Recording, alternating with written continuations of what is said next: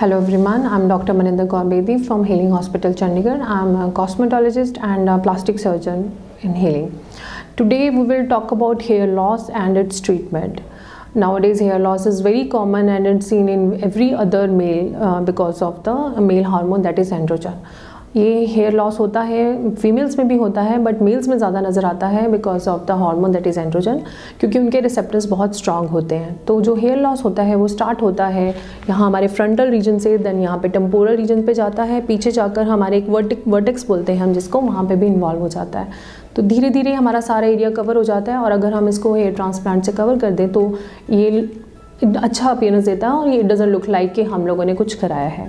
So there are two types of hair transplant, that is FUT and FUE। आजकल everybody is aware that two types of techniques are done and we are doing in our hospital FUE, that is follicular unit extraction. इसमें क्या होता है कि हम लोग जो donor area होता है ये हम पीछे से लेते हैं, हमारे ऑक्सीपिटल रीजन जिसमें बोलते हैं। इसमें जो हेयर लॉस बहुत कम होता है।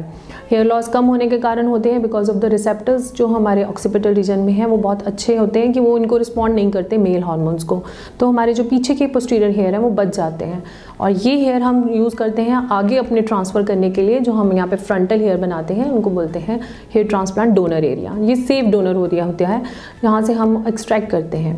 तो we will talk about FUE। In FUE हम लोग यूज़ करते हैं हम लोकल एनेस्थीसिया, ताकि पेशेंट को जो है पेन नहीं हो।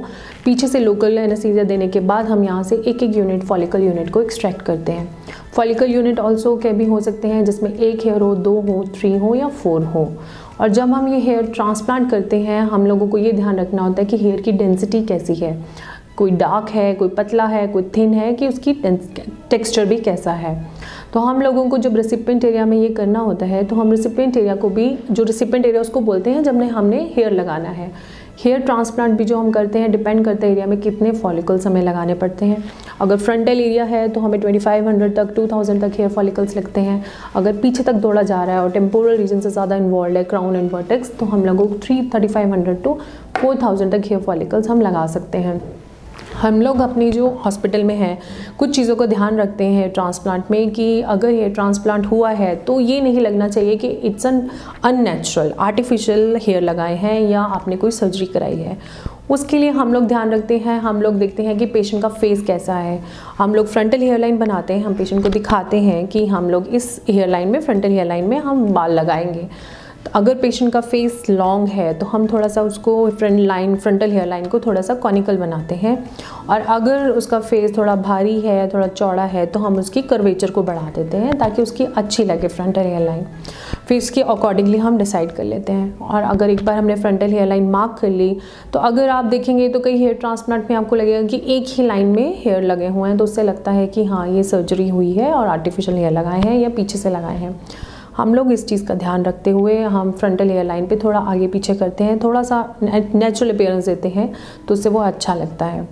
ऑल्सो हम लोग इस चीज़ का ध्यान रखते हैं कि जो पहले हम आगे की लाइंस होती हैं, 2-3 लाइंस होती हैं, उसमें जो हम हेयर लगाते हैं उन हेयर्स को वो थिक लगाते हैं जिसमें कि अच्छा कलर हो, टेक्सचर हो, थिक हो, या फिर जिसमें 3 और 4 फॉलिकल्स हों हेयर के, वो लगाते हैं। उसके पीछे हम थोड़ा सा थिन लगा सकते हैं या फिर वो ऐसे लगा सकते हैं जिसमें कि हेयर फॉलिकल 1 या 2 हो। उससे ये होता है कि अगर हम जब ये आगे वाले हेयर है जब ग्रो करते हैं पीछे को, तो वो पीछे वाले थिन हेयर को कवर कर लेते हैं।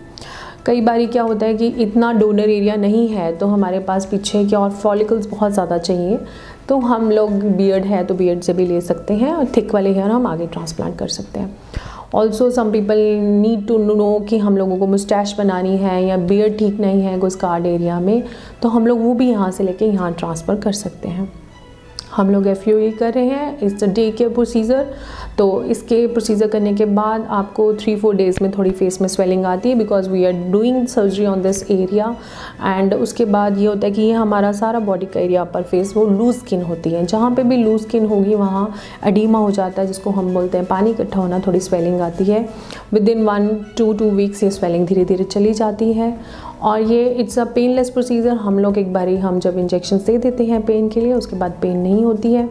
एंड 3-4 डेज़ में हम पेशेंट को दोबारा बुलाते हैं पेशेंट को चेक करने के लिए। There is no need to do any heavy bandage और there is no need to take any official leaves. थोड़ी सी 1 दिन 2 दिन के लिए हम छुट्टी बोलते हैं पेशेंट को लेने के लिए, रेस्ट करने की ज़रूरत है, and then you can go back to your work, and this is the procedure we are doing in hospital. If you need any queries you can talk to us on our number, and you are welcome to do anything. Thank you.